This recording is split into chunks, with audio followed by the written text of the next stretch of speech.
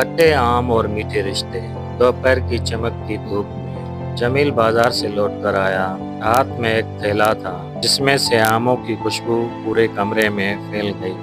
बेगम जो सोफे पर बैठी थी, टीवी देख रही थी, जरा घूर कर पूछा, क्या लाए हो बाजार से? जमील मुस्कुरा कर बोला, मोहब्बत, वफा और आम, खास तुम्हारे लिए।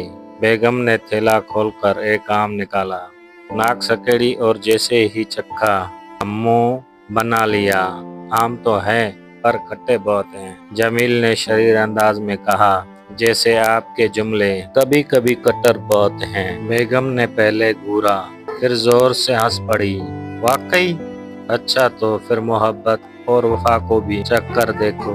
जमील ने सोफे के कोने में दबक कर कहा, नहीं नहीं, वो तो आप जितनी मीठी है वैसे ही है, बस आम खट्टे निकल आए, किस्मत का कसूर है। बेगम हंसती हुई बावर्ची खाने की तरफ बढ़ गई।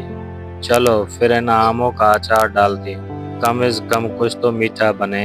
जमील पीछे से बोला, जैसे तुम्हारी बातों का अचार हर रोज दिल में डाल लेता हूँ। बेगम ने कहका लगाया और जमील ने दिल ही दिल में शुक्र किया कि आम खट्टे जरूर निकले, पर रिश्ता आज फिर कुछ और मीठा हो गया।